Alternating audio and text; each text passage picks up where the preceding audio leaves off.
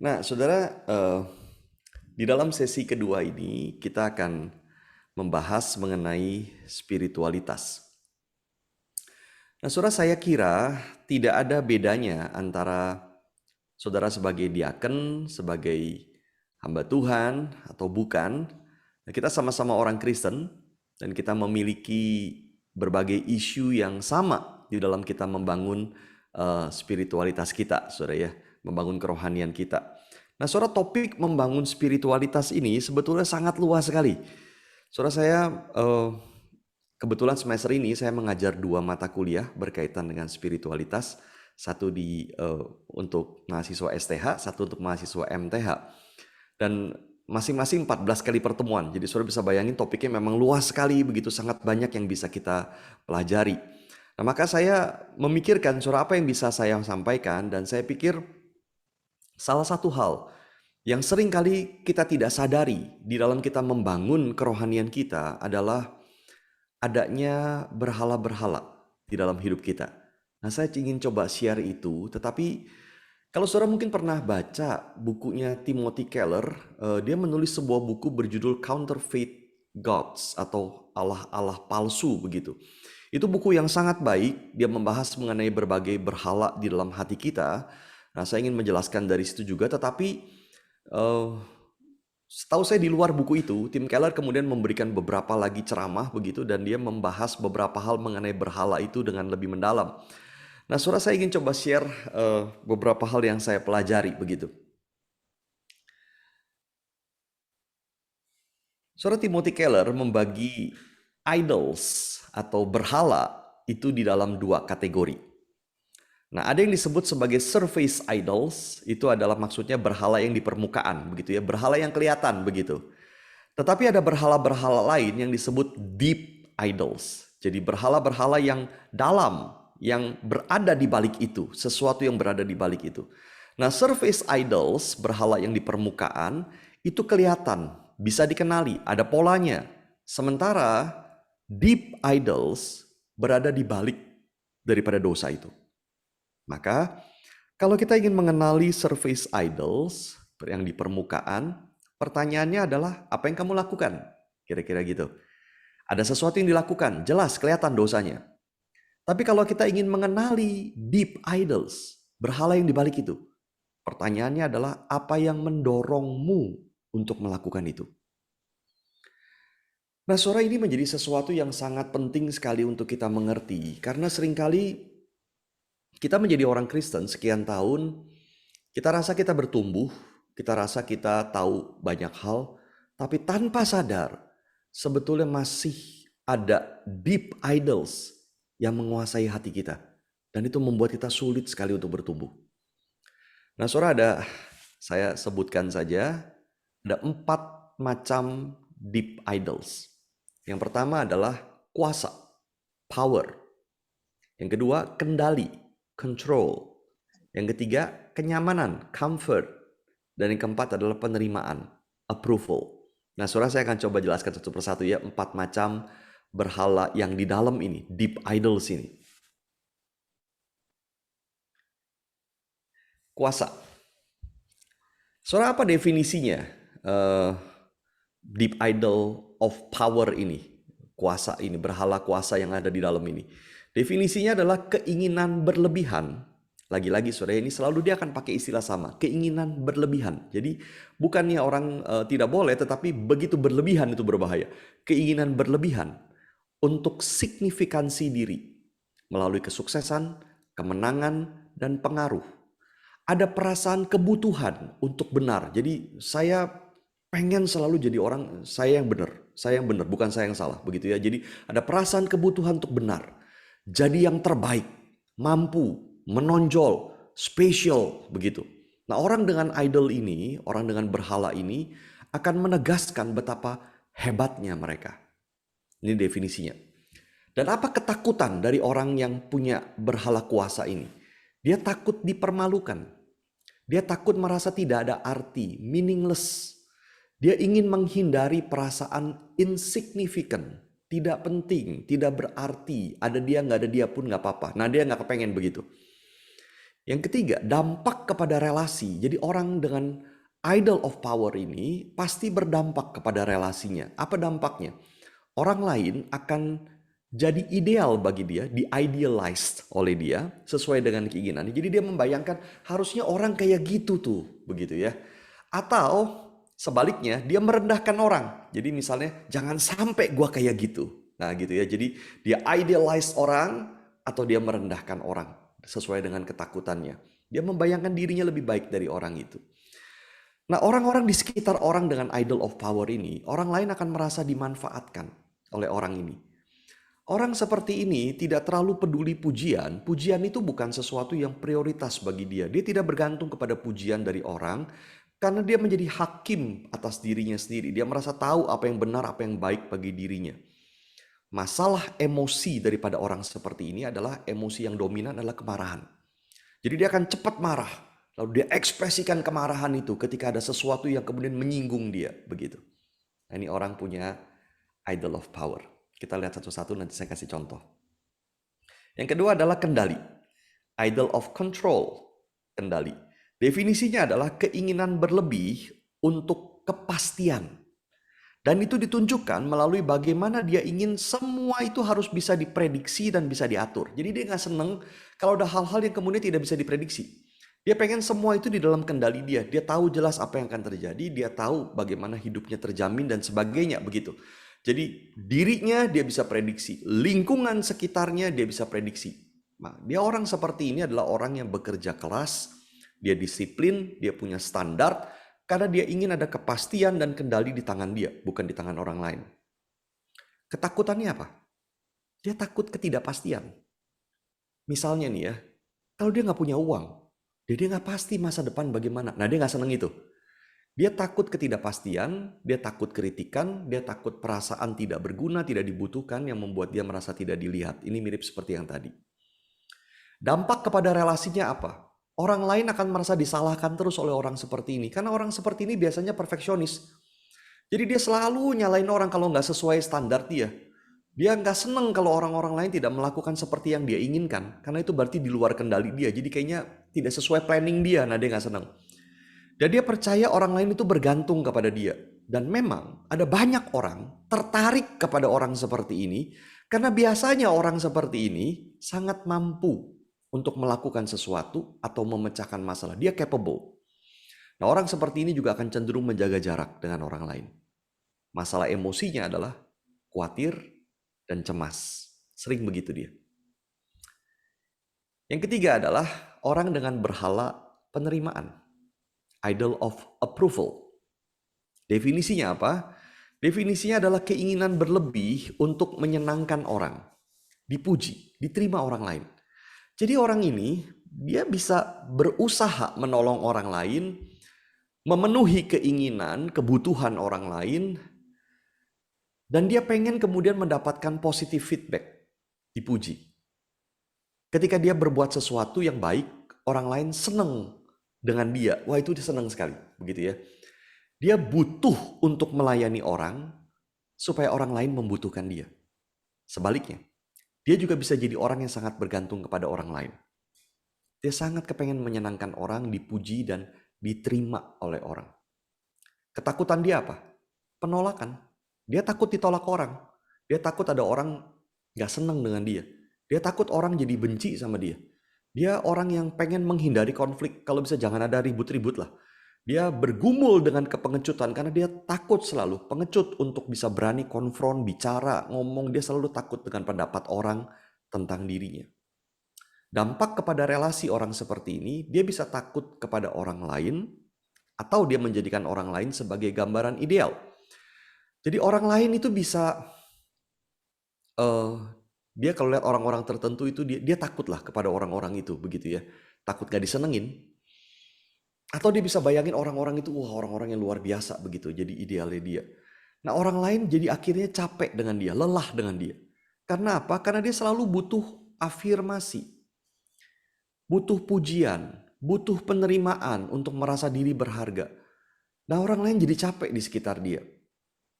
Orang lain juga cenderung melihat dia sebagai orang yang hangat, friendly, tidak agresif. Kenapa? Karena memang dia pengen menyenangkan. Nah, orang ini akan dengan cepat menerima kritikan, dengan mudah berkata dia salah. Jadi, oke, memang saya yang salah, saya yang salah. Ya, thank you kritikan. Dia terima begitu, karena dia nggak mau konflik, dia nggak mau lalu kemudian jadi ribut begitu. Masalah emosinya apa? Ledakan ketakutan. Dia akan menghindari situasi tertentu karena takut konflik, dan dia menghindari orang karena takut ditolak. Jadi biasanya dia akan cari koneksi dengan orang lain untuk meredakan ketakutan dia. Ini idol of approval. Yang berikut, berhala kenyamanan. Definisinya adalah keinginan berlebih untuk menghindari stres atau kesusahan dengan jalan berusaha mencari kebebasan dari tanggung jawab, dari ekspektasi orang, dan apapun yang tidak menyenangkan. Jadi dia nggak kepengen stres. Dia berusaha, kalau bisa dia nggak banyak lah dibebanin macam-macam. Dia nggak kepengen orang punya ekspektasi macam-macam begitu pokoknya sama dia. Nah, dia juga akan cenderung mencari immediate gratification, jadi kepuasan segera melalui kelakuan kecanduan, mungkin kecanduan sesuatu, bisa pornografi, bisa yang lain, atau melalui berusaha mati rasa. Mati rasa tuh begini saudara ya, misalnya nih lagi stres, lalu nonton terus, udah capek juga terus nonton, padahal udah capek sekali, tapi terus nonton 3 jam terus, 4 jam terus lihat begitu ya. Nah, itu membuat mati rasa. Ada orang-orang seperti itu, atau lari dari masalah. Ketakutannya dia apa? Dia takut stres dan takut akan tuntutan, maka dia akan cenderung berusaha mencari privacy. Dampak kepada relasi adalah apa? Orang lain bisa merasa diabaikan oleh orang ini, dicuekin, atau orang bisa terganggu dengan orang ini. Karena orang ini cuek dan seperti nggak produktif. Jadi santai begitu ya. Dan mereka juga nggak percaya orang lain tuh betul-betul peduli kepada mereka. Makanya kalau di WhatsApp juga dia nggak bales, begitu di kontak dia nggak bales gitu ya. Jarang berespon kepada orang lain. Nah, orang ini juga bisa cenderung pasif agresif. Pasif agresif artinya dia agresif dengan cara pasif. Jadi misalnya kalau dia marah, dia nggak ngomong langsung dia marah. Tapi dia cuekin, dia tinggal, mukanya diem aja, begitu pasif agresif. Masalah emosinya adalah restlessness. Dia nggak bisa tenang. Kebosanan dan juga kelelahan. Karena dia selalu detach. Dia selalu nggak mau deket-deket orang. Maka dia cenderung lelah juga. Konsekuensinya dia bisa merasa meaningless dan terisolasi. Oke, saudara, ini 4 macam deep idol, berhala yang mengatur hidup kita.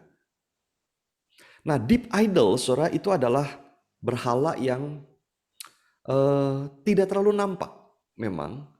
Dan deep idol itu bisa muncul di dalam berbagai macam surface idol yang kelihatan. Berhala yang kelihatan. Saya kasih contoh, saudara ya. Saya kasih contoh. Contohnya, misalnya berhala uang pada berbagai deep idols. Jadi kita melihatnya begini, nih orang kok suka banget sama duit gitu ya. Kita ngelihatnya begitu, suka banget sama duit nih orang. Hitung-hitungan banget sama duit begitu. Tapi di balik itu, berbagai deep idol yang berbeda menyebabkan motivasinya berbeda. Misalnya, orang yang punya idol of comfort, kenyamanan, dia ingin punya pendapatan lebih besar, selalu pengen punya duit lebih banyak. Kenapa? Supaya dia bisa beli apa saja yang dia inginkan. Dia pengen kenyamanan.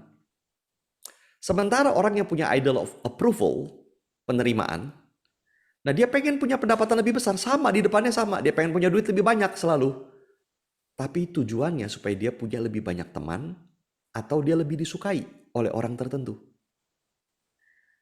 Orang yang punya idol of control sama di depannya, dia pengen pendapatan lebih besar, uang lebih banyak, tapi tujuannya supaya dia bisa menyimpan lebih banyak uang. Dengan demikian masa depannya lebih terjamin dan menghindari ketidakpastian. Nah, orang yang punya idol of power di depannya sama, pengen punya uang lebih banyak, pendapatan lebih besar, terus kejar uang. Tapi bukan karena uangnya, tapi karena dia pengen punya statusnya, penghormatannya yang akan dia dapat dengan uang itu. Nah, saudara, ini contohnya gitu ya. Deep idols adalah sesuatu yang dalam sekali, yang bisa muncul di dalam berbagai macam bentuk. Jadi orang mungkin melihat sama, wah ini orang kok sukanya uang terus, cari uang terus misalnya. Tapi di dalamnya lain. Begitu. Deep idolnya lain. Contoh lagi. Misalnya ada orang yang mengejar kesuksesan. Dia terus pengen sukses. Dia pengen tunjukkan sesuatu berhasil.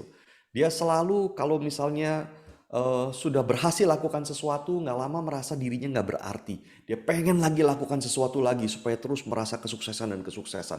Seperti memuja kesuksesan. Tetapi itu surface idol. Di bawahnya itu bisa macam-macam. Nah, orang dengan idol of comfort, berhala kenyamanan, dia pengen sukses supaya merasakan kenyamanan. Dia nggak suka kerja kerasnya untuk dapat kesuksesan. Dia nggak suka kerja kerasnya, tapi dia suka suksesnya. Begitu. Orang dengan idol of approval, penerimaan, dia ingin kesuksesannya itu membuat dia dihargai, diterima, karena dia sudah membuktikan diri. Dia selalu memperhatikan apa yang orang lain pikir tentang dirinya. Maka dia merasa kalau dia dapat kesuksesan, dia bisa mengatur apa yang orang lain pikir tentang dirinya.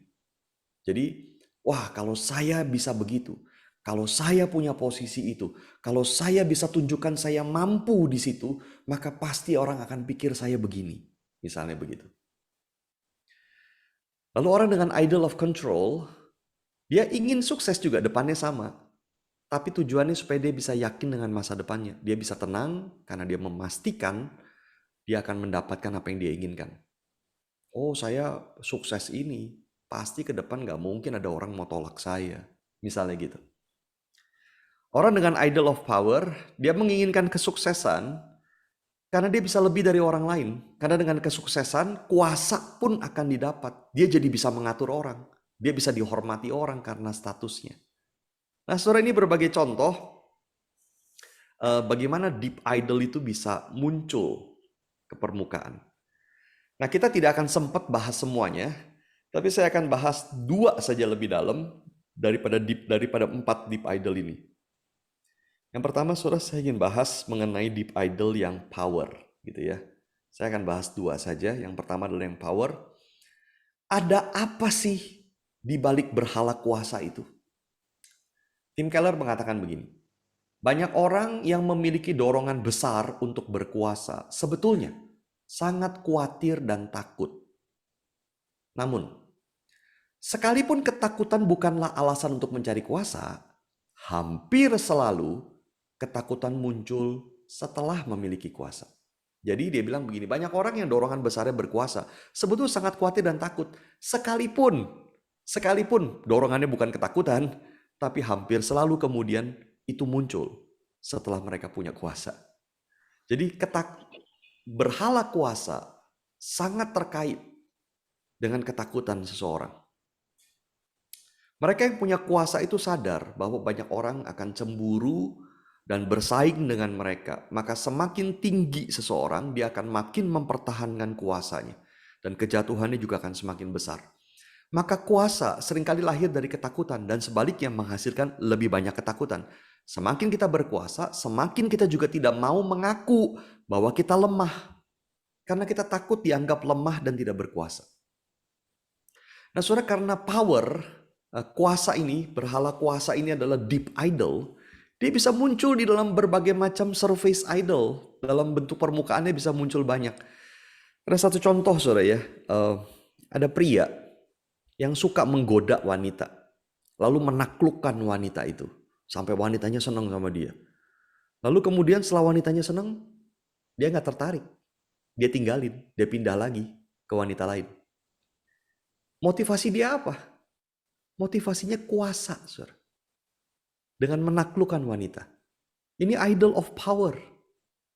Nah, Tim Keller cerita tentang orang yang seperti itu. Jadi ada orang yang dia tahu, dia di konteks Amerika, saudara, dia mendekati wanita sampai bisa membujuknya melakukan hubungan seks dengan dia.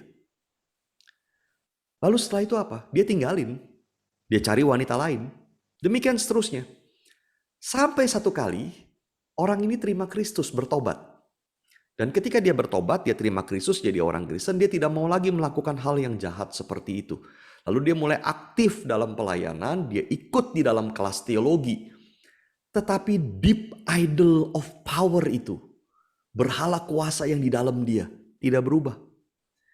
Jadi kalau dia ikut kelas teologi, dia akan selalu di kelas itu argumentatif, dominan, selalu ingin tunjukkan bahwa dia yang benar. Nah, kalau dia bicara sama orang-orang yang belum percaya kepada Kristus, wah dia kasar, dia hina mereka. Dia tunjukkan pokoknya dia yang benar, dia yang paling mengerti. Maka akhirnya sebetulnya terlihat idol of power itu masih di situ. Dia masih menyembah berhala yang sama walaupun sudah jadi Kristen. Kalau dulu idol of power-nya muncul di dalam bentuk dia merasa dia bisa tidur dengan siapa saja wanita yang dia mau, maka sekarang muncul dalam bentuk dia merasa paling tahu, paling punya kebenaran, paling pintar lebih dari orang lain dan seterusnya. Idolnya sama, bersembunyi di dalam hatinya.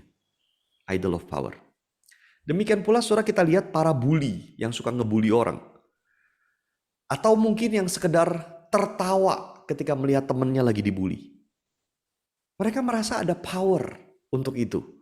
Ada kuasa untuk itu. Bahwa saya lebih daripada orang itu. Bahwa saya bisa melakukan yang saya mau. Bahwa dia lebih rendah daripada saya. Nah, saudara, mari kita analisa lebih jauh ya berhala kuasa ini.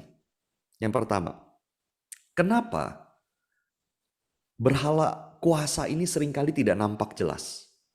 Lagi-lagi karena dia deep idol, berhala yang di dalam, yang dalam sekali, maka seringkali dia muncul di dalam hal yang terlihat baik.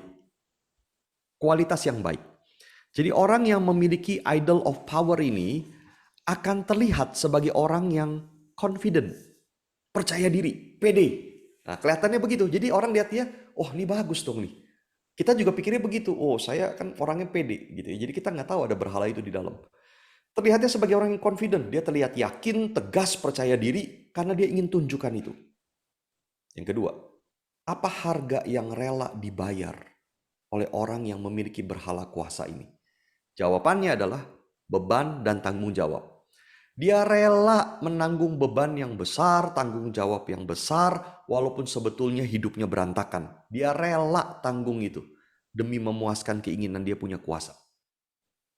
Yang ketiga, apa mimpi buruk dari orang yang memiliki idol ini? Mimpi buruknya adalah dia paling takut dipermalukan, tidak dianggap dan direndahkan. Dia paling nggak mau itu. Yang keempat, apa dampaknya kepada diri sendiri? Anger, kemarahan. Dia mudah marah karena selalu ingin tunjukkan kuasa. Dia tidak senang ketika orang merendahkan dia. Saudara kalau ingat cerita Naaman misalnya di dalam Alkitab. Naaman orang yang sukses, orang yang hebat sekali. Lalu kemudian kita tahu ceritanya karena budaknya bilang coba ada nabi di Israel, lalu dia pergi ke sana cari. Wah dia kalau saudara lihat ya luar biasa sekali pikiran dia. Dia orang spesial, orang sukses, orang dengan power, kuasa yang luar biasa. Maka untuk menyembuhkan penyakit dia yang juga sangat luar biasa ini, dia siapkan dengan luar biasa. Perjalanan jauh, susah sekali. Dia bawa barang gila-gilaan banyaknya, berkilo-kilo emas, berkilo-kilo perak, baju segala macam. Harga yang tidak mungkin ada dukun yang berani minta, gila-gilaan. Dia bawa banyak sekali. Ini spesial, saya orang spesial.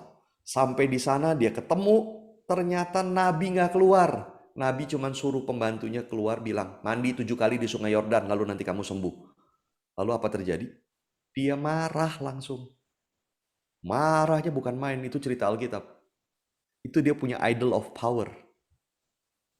Dia marah sekali, kenapa? Itulah ketakutan orang idol of power. Dia merasa hebat, dia merasa luar biasa, tapi direndahkan. Dan masalah emosinya adalah meledak. Langsung dia marah. Yang kelima, saudara, apa dampaknya orang seperti ini kepada orang lain di sekitarnya? Jawabannya adalah orang di sekitar orang dengan berhala ini akan selalu merasa dimanfaatkan. Dimanipulasi, begitu. Dikendalikan. Nah, solusinya apa, saudara? Saudara, orang dengan idol of power ini perlu memandang kepada Kristus yang merendahkan diri. Kita bisa berkata begini, saya mau jadi orang yang signifikan. Saya mau naik ke atas. Karirku menanjak. Aku mau dipandang orang. Tapi Yesus menjadi manusia, naik ke salib untuk mati bagi dosa kita. Dia melepaskan semua kuasanya untuk melayani dan menyelamatkan kita. Kenapa kita kejar kuasa? untuk kemudian merasa diri baik. Bukan berarti saudara ya kita tidak boleh naik jabatan, kita bukan berarti tidak boleh menjadi lebih sukses, bukan itu. Tetapi sebuah drive yang sangat kuat untuk punya kuasa dan sangat tersinggung ketika kuasa kita disinggung. Saudara hati-hati.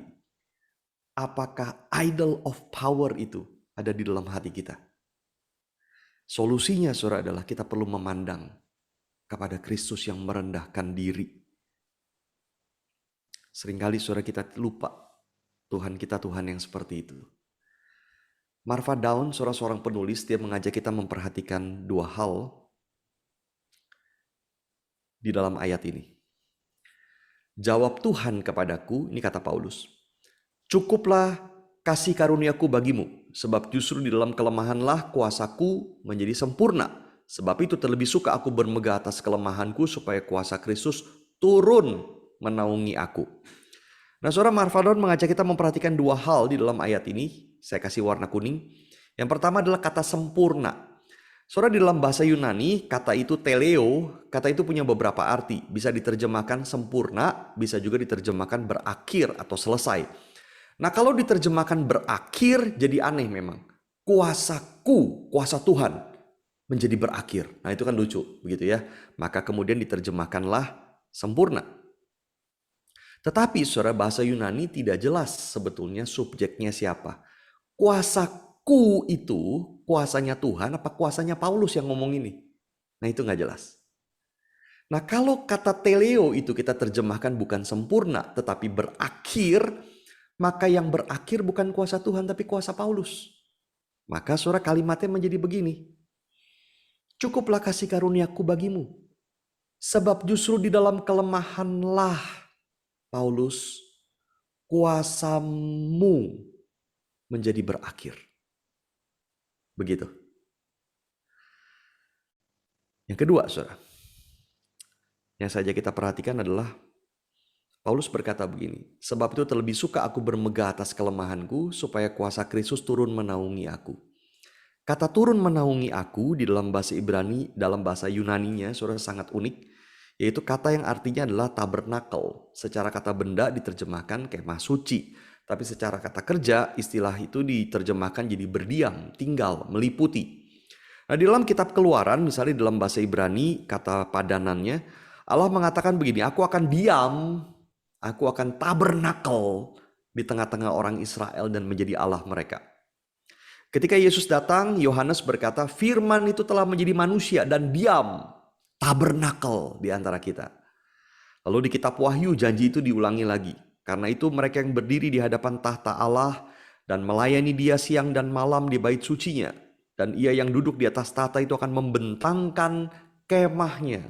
Dia akan tabernakel di atas mereka.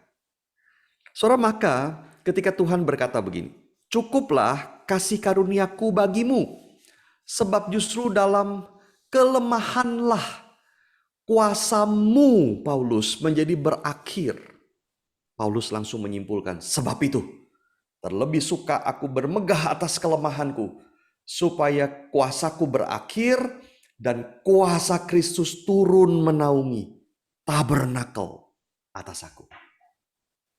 Nah, saudara, ini konsep hidup Kristen. Ketika kuasa manusia muncul, jelas, kelihatan, dipertontonkan, diperlihatkan, orang tidak melihat kuasa Allah. Tetapi ketika kekuatan manusia tidak ada sama sekali, akan jelas kuasa itu terlihat milik Allah. Kuasa itu nyata, sungguh jelas kita alami, tabernakel atas kita, tinggal berdiam meliputi kita ketika kekuatan kita berakhir, ketika kita tidak bisa apa-apa, ketika kita hanya memandang kepada Tuhan. Maka semakin kita lemah, semakin nyata kuasa Tuhan ditunjukkan. Saudara, pertanyaan bagi kita begini, apakah kita mau belajar jadi orang lemah? Jadi orang yang memang mengaku bahwa kita memang tidak bisa apa-apa. Kita bukan sengaja tunjukkan power. Kalau memang ada orang merendahkan kita, it's okay. Saudara, kenapa kita tidak mau jadi orang lemah? Sementara Tuhan memilih jalan lemah untuk menyelamatkan kita. Ini yang pertama. Yang kedua saudara, adalah idol of control yang ingin saya bahas. Jadi berhala kendali. Berhala kendali. Saudara, mari kita lihat satu bagian Alkitab. Yakobus 4:13-17. Jadi sekarang hai kamu yang berkata hari ini atau besok kami berangkat ke kota Anu dan di sana kami akan tinggal setahun dan berdagang serta mendapat untung. Sedang kamu tidak tahu apa yang akan terjadi besok. Apakah arti hidupmu? Hidupmu itu sama seperti uap yang sebentar saja kelihatan lalu lenyap. Sebenarnya kamu harus berkata, jika Tuhan menghendakinya, kami akan hidup dan berbuat ini dan itu. Tetapi sekarang kamu memegahkan diri dalam congkakmu dan semua kemegahan yang demikian adalah salah. Jadi, jika seorang tahu bagaimana ia harus berbuat baik tetapi tidak melakukannya, ia berdosa. Nah, saudara, sikap apa yang sedang ditegur oleh Yakobus? Kalau kita perhatikan saudara kisah ini, cara mengajar dia, ceritanya dia ini, apa yang dilakukan oleh orang ini, saudara, sebetulnya yang dia ceritakan ini. Orang ini, saudara, sudah membuat perencanaan dengan yakin. Jadi dia memutuskan kemana akan pergi. Dia membuat perencanaan pasti juga transportasi, akomodasi untuk jangka panjang karena dia berkata akan tinggal di sana selama setahun. Dia mungkin juga sudah mengadakan market research, dia sudah menghitung-hitung segala macam begitu sampai dia tahu bahwa dia pasti akan dapat untung nanti di sana. Wah, perencanaannya luar biasa. Nah, satu hal yang sangat penting untuk kita mengerti adalah tidak ada yang salah dengan perencanaan. Tidak ada yang salah dengan keinginan berdagang mendapat untung. Tidak ada yang salah. Maka apa yang salah sebetulnya yang ditegur di dalam bagian ini? Saudara perhatikan tegurannya di ayat 14.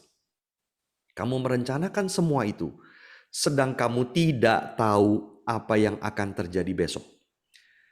Jadi ada sebuah keyakinan pada orang ini, pada rencana pribadi dia dan pada hasil yang dia inginkan. Sebuah keyakinan bahwa he is in control. Dia pegang kendali tanpa dia memperhitungkan bahwa bukan dia yang mengatur masa depan. Dan ini yang jadi masalah. Nah, kita teruskan dulu. Lalu Yakobus berkata, apa arti hidupmu? Hidupmu itu seperti uap yang sebentar saja kelihatan lalu lenyap. Poinnya adalah hidup manusia itu hanya sementara. Saat ini kita hidup dan bernafas, tapi tidak ada yang tahu kalau sebentar lagi kita akan mati. Maka Yakobus berkata, hidupmu itu seperti uap, sebentar saja kelihatan lalu lenyap. Maka sikap kamu yang yakin betul dengan perencanaan pribadi dan hasilnya, yakin bahwa kamu in control, bagi Yakobus itu sama dengan kecongkakan. Apa yang harus dilakukan? Yakobus bilang seharusnya kamu berkata, jika Tuhan menghendakinya, kami akan hidup dan berbuat ini dan itu. Nah, saya yakin Yakobus bukan bermaksud setiap kali kalau ngomong kita mesti ngomong jika Tuhan menghendakinya. Saudara jadi capek dong ya. Besok kita ada persekutuan jika Tuhan menghendakinya, begitu. Yuk kita makan bareng malam ini jika Tuhan menghendakinya. Setiap kali ngomong begitu capek banget. Saya yakin bukan itu maksudnya. Masalahnya bukan mengucapkan kalimat itu, tapi sebuah sikap yang merendahkan hati di hadapan Tuhan bahwa kita terbatas dan kita tidak tahu apa yang akan terjadi. Sebuah sikap menyerahkan diri kepada Tuhan. Sekalipun kita mungkin nanti terkejut, sekalipun mungkin nanti tidak sesuai dengan kehendak kita, it's okay. Sekalipun mungkin tidak nyaman bagi kita nanti, it's okay. Karena kendali bukan pada kita, tapi pada Tuhan. Ini pesan yang disampaikan oleh Yakobus. Nah, saudara, di balik sikap orang yang seperti ini, ada berhala kendali, idol of control. Pertama lagi, saudara, kita analisa lagi ya. Kenapa idol ini, berhala kendali ini seringkali tidak nampak jelas? Karena dia deep idol. Dan seringkali saudara ini akan muncul di dalam hal yang terlihat baik. Orang yang memiliki berhala kendali ini akan terlihat sebagai orang yang kompeten. Dia bukan saja bisa mengatur segala sesuatu, tetapi dia juga sering menunjukkan kemampuannya. Maka dia dan juga orang lain akan melihatnya sebagai sesuatu yang baik. Sama sekali tidak ada yang salah kalau kita kompeten, tapi jauh di dalam ada apa? Itu pertanyaannya. Kalau kita kompeten nggak apa-apa, itu bagus, harus memang. Tapi ada apa di dalam? Karena orang yang kompeten, mampu melakukan segala sesuatu, seringkali tidak bisa menerima ketika dirinya ternyata tidak mampu melakukan sesuatu. Bahkan tidak mampu membuat perencanaan. Dia marah. Yang kedua, saudara, apa harga yang rela dibayar oleh orang yang memiliki berhala ini? Jawabannya adalah kesepian. Dia selalu merasa orang lain tidak mengerti dia. Dia merasa selalu dia bisa lebih baik daripada orang lain. Sementara orang lain itu terlalu lambat, mengacaukan pekerjaan dia, mengacaukan rencana dia. Dia nggak sabar sama orang lain.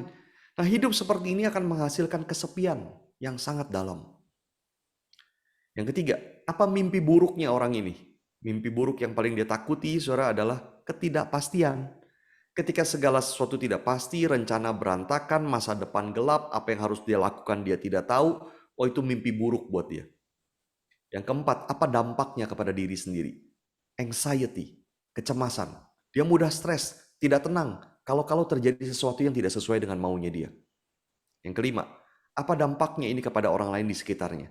Jawabannya adalah orang di sekitar orang dengan berhala kendali ini akan merasa dihakimi, disalahkan, atau tersinggung.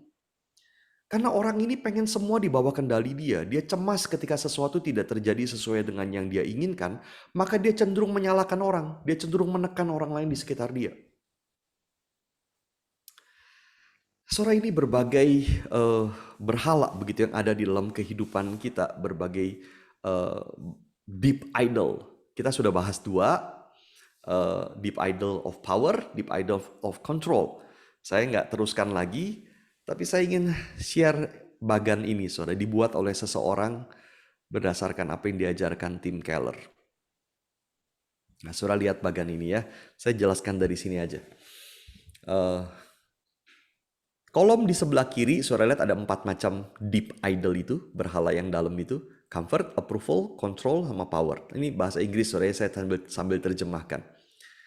Tadi kita sudah bahas yang 2 yang bawah, power sama control. Sekarang kita lihat yang approval. Ya, saudara lihat yang approval. Nah, kita lihat sekarang kolom-kolomnya. Pertama, kenapa orang dengan berhala penerimaan, approval, itu kok nggak kelihatan? Munculnya apa sih? Munculnya adalah orang ini kelihatannya menyenangkan, likable, friendly, menyenangkan. Karena dia memang butuh penerimaan orang. Jadi selalu kelihatannya kayaknya orangnya oke, baik, menyenangkan, begitu ya. Padahal di dalamnya adalah karena dia butuh penerimaan. Lalu harga yang dia bayar apa? Makin bergantung kepada orang. Apa mimpi buruknya orang dengan berhala penerimaan? Penolakan. Dia nggak bisa terima kalau orang menolak dia, dia takut banget ditolak orang. Apa problem emosi terbesar dia? Pengecut. Dia pengecut. Lalu orang di sekitar dia akan merasa apa? Merasa capek. Kayak penuh, kecekek sama orang ini dah. Begitu ya. Terus-terusan minta diterima begitu. Dan menarik, saudara, begini. Kolom terakhir itu menarik. Begitu ya. Realita Injil apa yang dipalsukan oleh berhala ini? God's love. Artinya begini, orang ini yang punya berhala penerimaan ini, dia pikir dia sedang menunjukkan kasih Allah. Dia pikir dia menerima kasih Allah dari orang-orang yang mengasihi dia. Tapi sebetulnya yang dia kasih makan sebenarnya adalah berhala penerimaan itu. Realita Injil yang dipalsukan adalah God's love. Nah, sekarang kita lihat yang terakhir tuh, yang paling atas, comfort. Berhala kenyamanan. Kenapa kok ini nggak kelihatan? Munculnya bagaimana sih? Orang dengan berhala kenyamanan akan kelihatannya sebagai orang yang santai, easy going, santai begitu ya. Harga apa yang dibayar oleh orang ini? Lack of productivity. Dia nggak produktif. Terlalu santai. Terlalu cuek. Bukan karena dia orangnya cuek. Karena dia memang bagi dia kenyamanan itu segala-galanya. Apa mimpi buruknya? Stres, tuntutan. Lalu apa emosi terbesar dia? Masalah emosi terbesar dia? Kebosanan. Cepat bosan. Dia bosan di sini, dia bosan di sini, nggak tahu mau ngapain, ke sini enggak, ke sana enggak, begitu ya. Lalu orang di sekitar dia akan merasa terluka, merasa dicuekin, diabaikan. Gospel reality that it counterfeits. Jadi realita Injil yang dipalsukan apa oleh berhala ini? Damai dalam Kristus. Orang ini pikir hidup damai. Dia punya damai, dia pengennya damai. Aku mah gak kepengen begitu, aku memang pengennya damai. Padahal sebetulnya berhala yang dikasih makan, bukan damai dalam Kristus. Nah, saudara, menarik juga kalau lihat yang 2 di bawah itu. idol, tadi kita sudah bahas yang control sama power. Tapi kalau kita lihat coba kolom terakhir itu ya, gospel reality. Jadi realita Injil apa sih yang dipalsukan oleh orang yang punya berhala kendali? God's blessing. Dia pikir dia diberkati Tuhan. Oh, dengan talenta, dengan kemampuan berpikir, dengan uang gitu. Dia diberkati Tuhan. Padahal sebetulnya semua lahir dari keinginan dia pegang kendali. Orang dengan berhala kuasa itu apa sih realita Injil yang dipalsukan? Righteousness. Jadi dia bilang ini harus sesuai kebenaran Tuhan. Orang ini memang salah harus begini. Ini seharusnya terjadinya begini. Sebetulnya dia pengen tunjukin kuasa. Bukan menjalankan kebenaran Tuhan. Nah saudara, kalau kita lihat begini ya. Sebetulnya mengerikan sekali. Saya sendiri ketika mempelajari ini, saya banyak bertanya kepada diri saya sendiri. Berhala deep idol apa? Berhala di dalam apa? Yang masih bekerja dalam diri saya. Mungkin empat-empatnya ada, tapi ada yang menonjol. Kenapa begitu? Dan apa yang harus saya lakukan? Saya mau lepas dari berhala itu, saya tidak ingin dikendalikan itu. Saya gak kepengen dikendalikan oleh pengen rasa nyaman. Jadi kemudian hidup saya jadinya hanya mengejar itu. Saya pengen diterima orang. Jadi hidup saya diatur terus oleh itu. Saya pengen pegang kendali. Saya terus kayak rasanya gak senang kalau gak bisa pegang kendali. Saya pengen punya kuasa. Lalu tunjukkan itu. Lalu marah ketika orang mengatakan sesuatu. Saya manipulasi orang seperti semuanya orang di bawah saya. Misalnya begitu. Saya gak kepengen begitu.